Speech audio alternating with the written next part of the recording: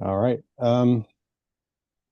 Yesterday, I got the beautiful opportunity and made the opportunity to make a visit to Mount St. Helens yesterday.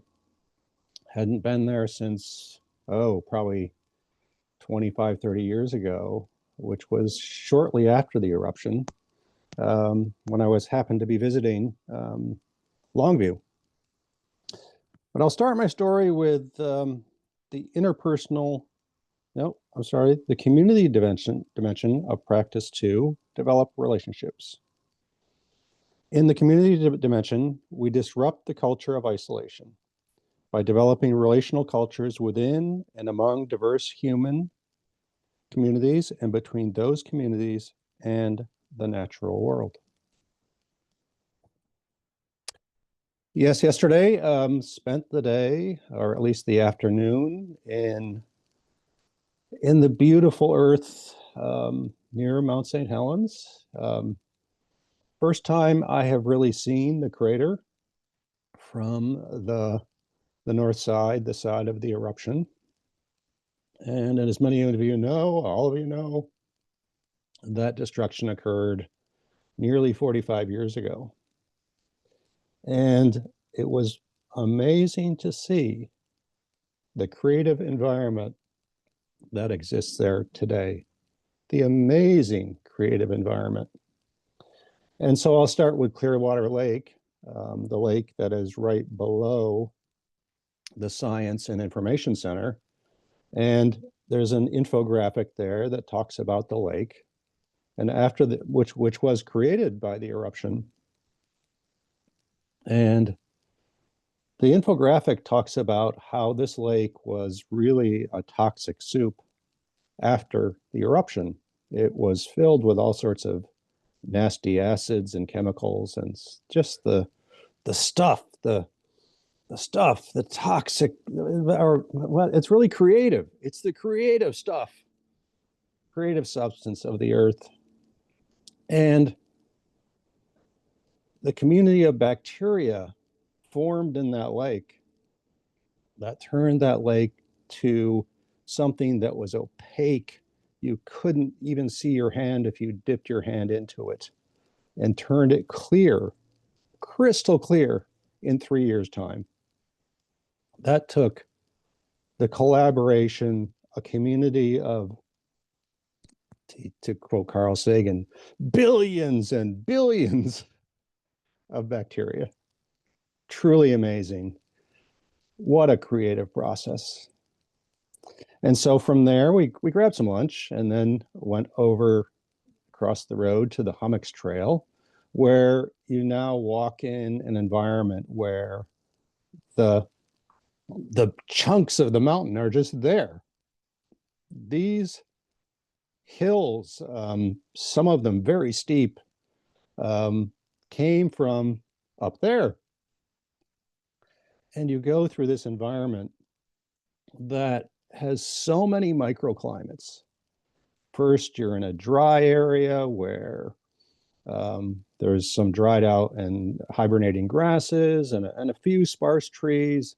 And then you dive down into a place where there's water, because the water's got nowhere to go.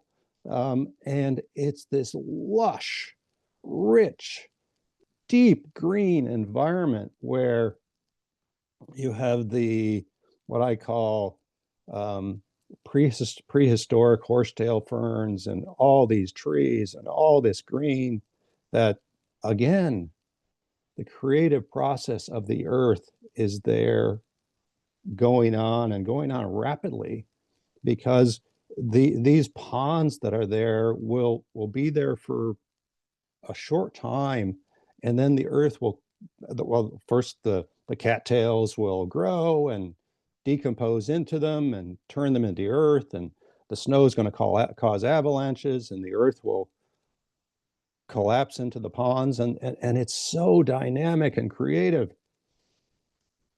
And I realized on this walk that this is the creative energy of the universe here in this little microcosm right here. And we can see it so palpably and visibly. And I have this realization that I'm seeing and I'm walking in the Earth's creative energy at work. It's powerful, it's dynamic, it takes diversity, it takes community, it takes communities of bacteria and communities of plants, and it takes collaboration among them. In the lake, the oxygen bacteria were first, and they depleted all the oxygen, and then other bacteria came in, and they replenished the oxygen, and it just is back and forth, back and forth. And this process really constant, right? But the eruption was a big event, but we also need to realize that this process is going on in little ways that we don't recognize every day. A tree falls. It's just it's that tree itself, the individual is destroyed, and but it, as we all know, is also a community, and it causes creation. So I came away with this just great realization, this enlightenment about the power of creative destruction and how creation comes in and is energized, fueled by the destruction. Not that we want the destruction, but it's part of it. It's part of the process. And so I know that Mount St. I don't know anything about Mount St. Helens before the eruption. I was not here. I was in my early 20s, and I wasn't anywhere near Oregon. Certainly heard about the eruption, but I have no experience about St. Helens beforehand. But I could see from the pictures that it was a beautiful, beautiful mountain. She was gorgeous, and that the community loved her. The community loved that space, indeed. And yet now, here she is, still beautiful, and the community still loves that space. And perhaps we were just all too comfortable with the space of Mount St. Helens as she existed at that time. And I think about our space. Here we are. We're a beautiful community. We love this space. We are a beautiful community. And yet, I ask myself, am I too comfortable in this space that we've created? And what creative destruction do we need in this space, in our group, to bring through a new dynamic force of creation into our space and a new energy? Thank you.